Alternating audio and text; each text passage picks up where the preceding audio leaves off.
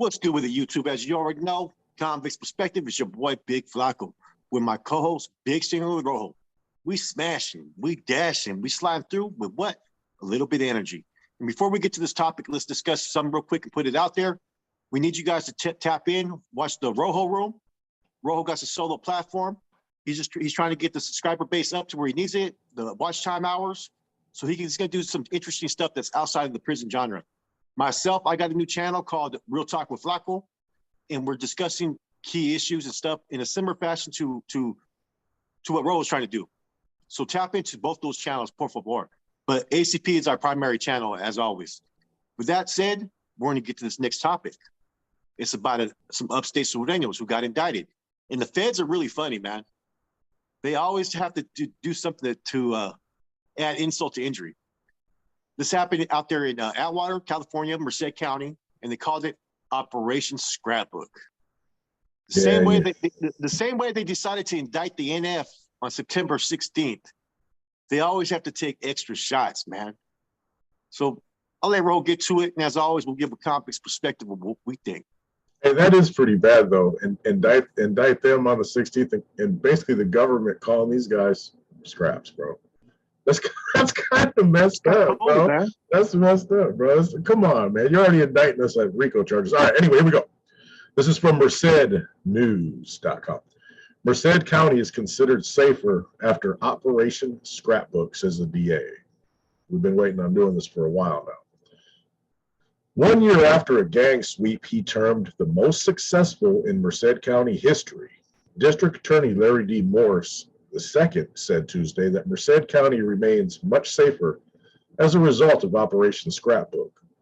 In a one-year anniversary review of the criminal prosecutions that resulted from the May 10, 2017 sweep of Sureno gang members who were operating in Merced County in state prisons, Morse noted that 79 defendants were implicated in Operation Scrapbook. In Merced County, there have been 34 convictions. 21 cases are still pending in the court system, and one defendant resolved their case by admitting a violation of probation. One defendant still currently remains at large and is believed to be in Mexico with an active warrant for his arrest. 14 defendants were charged with felonies in federal court, and 3 defendants were referred to the San Joaquin County for prosecution. That's how they wrote it. Morse said. 5 of those arrested were ultimately not charged with crimes, he added. Out of the 34 convictions in Merced County, 18 have been sentenced to prison, and at least 3 will be spending the rest of their lives in prison, Morse says, by way of the 3 Strikes Law and Habitual Criminal Act. Following an investigation that began in early 2017, more than 500 federal, state, and local law enforcement personnel gathered in Merced County. That's a lot of dang Buddhas, bro. To serve arrest and search warrants throughout the county on suspected Sureno gang members and some who were conducting gang business in the county jails and in state prisons throughout the state. By day's end, law enforcement officials had recovered more than 120 firearms, including dozens of assault weapons. They seized 21,000 rounds of ammunition. Wow. $225,000 in cash, and at least 6.5 pounds of methamphetamine. Adding that the entire operation was concluded without any injuries to law enforcement or those who were targeted for arrest.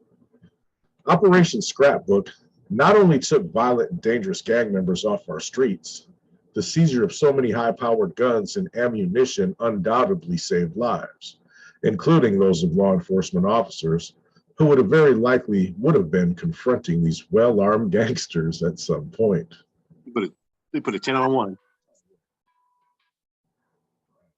Excuse me, you guys. I got a dang call and it messed my stuff up, man. My apologies. We'll get right back to it. Well, so far so good. Yeah, man, dude, at the most inopportune time. Based on information gathered through the investigation from Magnet, which is the Merced Area Gang and Narcotics Enforcement Team, as well as the District Attorney's Viper Intelligence Unit, Local law enforcement was able to gather information on at least 8 homicides and violent assaults and prevented up to at least a dozen additional violent crimes. Merced County's homicide rate has topped 30 per year between 2013 and 15, much of which is gang related, and making the county one of the 3 deadliest in California. In the aftermath of 2014's Operation Red Right Hand, which targeted Norteño gang members in Merced County and resulted in more than 50 arrests, gang investigators noticed an increase in rival Sureno gang activity, Moore said, which is what led to this operation, Operation Scrapbook. Moore said results from the 2 major gang sweeps have been dramatic. In 2016, there were only 9 reported homicides in Merced County. In 2017, there were 19, but only 3 were gang related, he noted. Overall, Moore said, homicides in Merced County have been reduced by half in the last 2 years, and gang violence is down dramatically as a result of both Operation Red Right Hand and Operation Scrapbook. Working closely with the Sheriff's Department, the police chiefs, and our allied agencies in utilizing the intelligence gathering capabilities we've developed through the Viper program, we have made significant progress in reducing gang violence in Merced County. It's a trend we intend to continue. Interesting article, man. You know, the first thing that I'm going to sit there and focus on it is what they said about, you know, how the rival gangs took advantage of when they disorganized the other one, which is common sense. If you think about it, when you cause disarray out there in the streets, right, other groups are going to pick up the slack. They gave the Surenos the opportunity to start pushing that line. Now, when it comes to that area, I used to live in Winton, California. Winton is right next to Atwater. It's a very small area, so you'd have to go to Atwater for everything that you need. And there's very few cities up north where you recognize that it's a straight Sureno stronghold.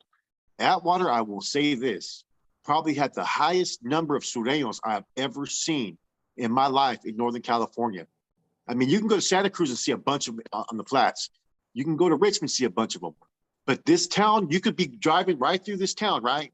And in different areas, you'll see randomly 40 to 50 Surenos just as you drive through the town in different areas. The whole town is all Surenos. So the quota of the stuff that they had, guns and all that, that would make sense. Because when I was out there, I was like mesmerized, like, wow, like, Atwater, what's Atwater? You know what I mean? Right. They were deep out there, bro. I honestly think that that's probably the deepest city in Northern California as far as Surenos. No matter where you're at in the town, you could be over here, over there, you'll run into Surenos out there. Right. But like any other indictment, you know, like we've been telling you guys over and over again, law enforcement will spend the money. They'll get the employees, the workers. They had 500 employees on that, man. Think of the amount of taxpayer money that they had to spend to focus on this investigation. Imagine 50 cops. They make $50 an hour each. Yeah. That's $25,000 an hour right there. Yeah, exactly.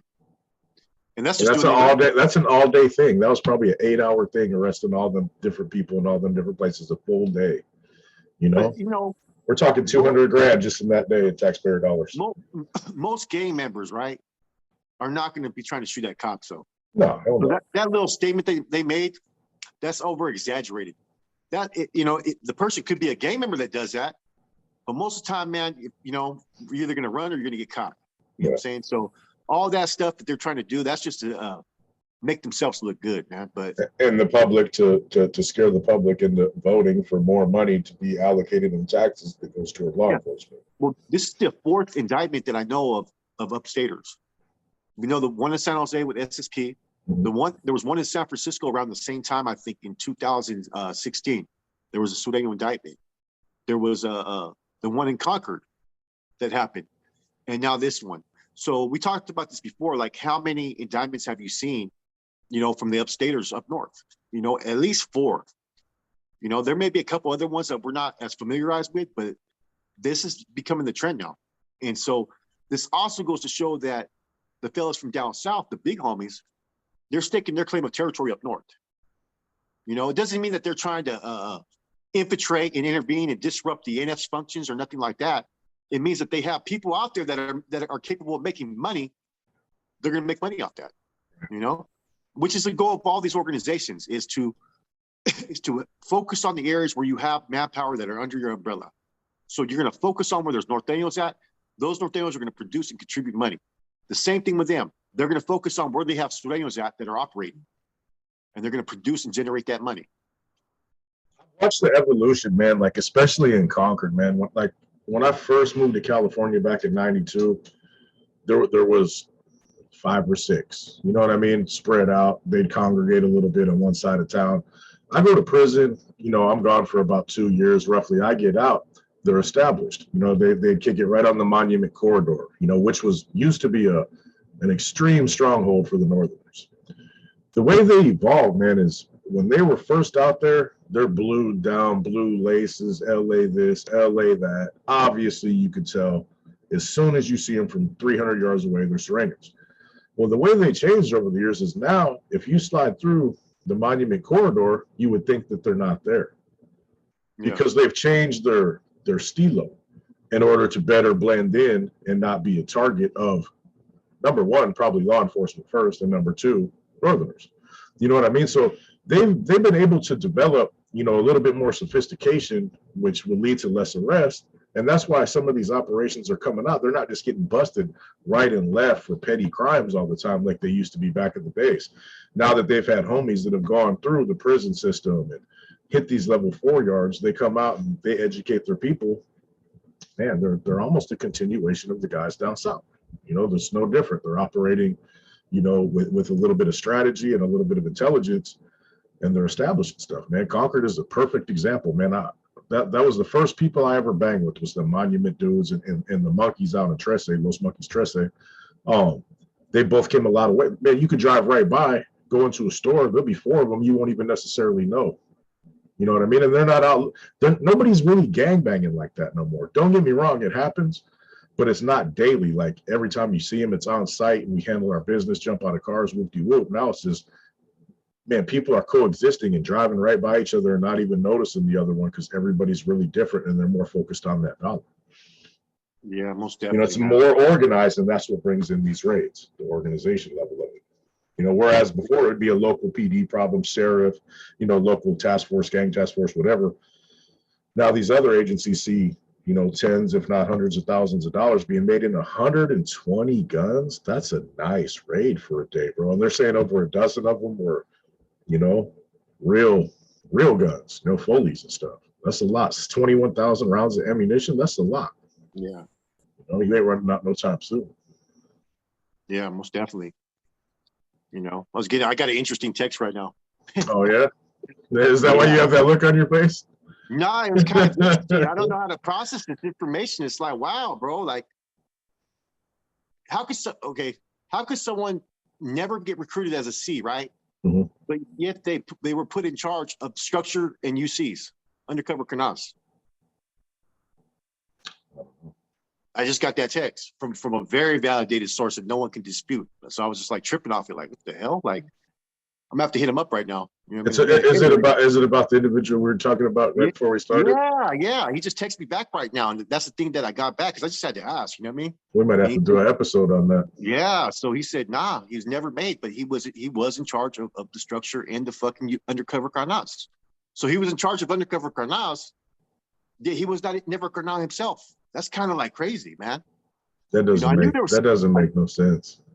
I mean, you know, I'll tell you where it came from. I believe it. Yeah, that sounds like episode. Hey, but when you were growing up in Milpitas, was how deep were they in Milpitas when you first started off your career? There was none, bro. Like, okay, look, my hood alone, right, we had a lot of homeboys that were Chilangos. A lot of them were from Jalisco, Bolivia, all that. So they all spoke Spanish. So as opposed to pushing people away when they came from Mexico, they embraced them. You know what I'm saying? So a lot of homeboys from my hood are traditionally from Mexico. But San Jose, oh man, they were in pockets, bro. You know what I'm saying? Like in little small pockets. Right. So you'd maybe catch them at the flea market, of course. But then they would let the neighborhoods to where it was hard to get in and get out. So you go up in there that's when you catch them slipping. You know what I mean? It'd be kind of hard. That's how game banging was. It was like hit him and go, hit him and go. Because as soon as you go in the neighborhoods, man, I mean, they blocked out Pokeway after a while. You go in the neighborhood, all of a sudden they have that whistle. Yeah. Hell of them That's come out, extreme, man. bro. Yeah. You know? But now, like I said this before, and this is just the total truth, man. Back then, a lot of them were from Mexico that were adapting to a culture shock and a culture change. There was a few that were born here, you know what I'm saying? And a few that migrated up north. So there's no one case factor that I believe of how the Sureños came up north. You know what I mean? You had like some Sureños that came up here from like, Happy Homes, Planton, all these different hoods. And what they did is they migrated up north, set up shop, and some of them, as opposed to giving the hood they were from name, they would create a new name. But they were all under the same direction. And then you'd also have other groups to where they heard about Sioux, this and that, so they just started adapting it. Now they're all homegrown. So these cases that you see now is because they're homegrown. They're from there now. Yeah, their parents were the first, the ones that we used to have competition with. And now they're just second generation, third generation up here. It's a trip. You said how they block off streets, man. It was the same, especially in Concord, man. That's where, that disputed territory, the Monument Corridor, it was disputed because there was a lot of money there. It's nothing but apartments it's probably 5 square miles of apartments, maybe even a little bit more. It's nothing but apartments, maybe a couple streets with houses. But there was a lot of money to be made there because everybody over there were dope fiends back then. You know what I mean? So it was a real hard area to control. And all the dudes, the original, the VCN especially, they had all been to prison. They all got hooked on dope. They weren't holding it down. And them guys snuck in. But all them neighborhoods over there, if you go down one street, man, you might get trapped in that thing, bro. You know what I mean? I don't know how it is. Like the way that they get those hoods and them apartment complexes, there's no easy way to get in and get out, man. On a lot of them streets. Dude, I'd have to go through there sometimes and literally be on swivel, bro, because there's things flying like from behind fences, bro. Like they'd be standing behind fences, timing cars and shit would come. Hey, I'd be literally driving through there like I was in a video game, bro. You know what I mean? But you'd hardly ever see them. You know what I mean? And if you get out, and you don't stop to get out of the car, because if you do, it's over. Because man, there'd be like 30 right there, hiding behind the fence, jumping out of vans, fucking coming out of apartments, and that whistle gets you, bro. You come, man. I've heard of homeboys having to abandon the car because they're shooting. Come back, cars on fire, windows are busted out. The only thing that was good back then, right? The only thing that was good back then is that in those areas, a lot of them were illegal. So when you were trying to go hit those areas, and if a shooting happens or something like that happens, nobody was calling the cops. No, they won't call the cops. Nobody. No. They didn't want to call the cops at all. Anything. Yeah. Yeah, we were out there probably in between 10 and 20 deep one time, and there was probably about a couple more of them for like 7-8 minutes just handling business, bro. No cops ever came. Because I jammed to the apartments across the street, because this is one of the times they stabbed the tires out of the homie's car. So his car was there. He had no car no more, we'll put it like that. But I ran across to this place called Raleigh Court, and I watched. I was over there for like 4 hours hiding out because them fools were everywhere. We started off initially, in our little incident with about 20 of them. And by the time it was over, there was probably 50 or 60 of them. You know what I mean? And I watched from across the street. Cops never came. They were all everybody who was there was Paisas and Sureños. They don't give a fuck. Paisas will just go inside and mind their own business. You know what I mean? And the Sureños ain't calling the cops. That was a rough little hood, bro. You never would have thought Concord, but yeah, you could get messed up right there real quick, because you got to go, because they would never come to our side of town. They weren't crazy. You know what I mean? To have problems with them, you'd have to go in there, and they had that place tactically mapped out. They had their shit together. Bro, I give it to them, bro. They weren't playing, bro. I remember some ones came into our neighborhood back in the days, right? At my one home where everybody used to kick it at this one pad, my homeboy's pad back in the days, right? They went and fucking crossed the street. They put a middle finger up. You know what I mean? They tagged on the car. They did all kinds of stuff, man. So, back then they used to try to creep, bro. You know what I'm saying? But it's different now, man. The stilo's different. The weapons are different. And the numbers are different, But even it seems like even with these particular groups, they're getting involved more with the criminal side of things, the drug dealing and the trafficking kind of stuff. Even back then, a lot of these groups were not really into pushing dope. The gang culture has evolved into making money. Whereas during our time era, they weren't out there really making too much money. They'd be kicking in the hood. They'd have maybe one homeboy that was seriously balling. That was it. Now everybody's getting involved to make money. So the whole focus is different from as opposed to then. And it's with all the groups. It's about money. That's what it all comes down to. Get your fed out. Yeah. You know, we'll kill each other later. Yeah, like you said, the weapons evolve, man. There'd be a couple of shootings a year, bro, but motherfuckers really weren't trying to kill each other so much. We're trying to beat the shit out of each. It was rumbles. You know what I'm saying? We were rumbling, and there might be bottles every once in a while. Somebody pull out a knife. Nobody else would have one, so that'd be kind of like, okay, he got his ass whipped enough. He pulls out a thing, and all right, let's get the fuck out of here. Now the ones that came out there, man, they moved to a certain apartment complex. They were all from LA because they had this special program where they were letting families move into these apartment complexes to get away from the gang culture. Now they brought it all with them. My first incident with these cats, right? They shot my damn car. My first incident. The next time I catch one, right? He's walking with his lady, right? I go to get out the car. It's like 10 in the morning. And he's like, you know what I'm saying? So it changed things dramatically back then. You know what I mean? We're no longer trying to fist play. So when we catch them, we shoot them up back and forth. That's how it was when I came back home from prison, too. They changed. It was before we could run up on them, beat the shit out of them, and then just bounce, man. When I got out of prison, you do that. There's bullets following you back to the car. It changed. Like, man, a lot between just 93 and 95. That was like the real change out there. But anyway, YouTube, man, that's Operation Scrapbook. A little bit of stories about little upstate Sureno incidents.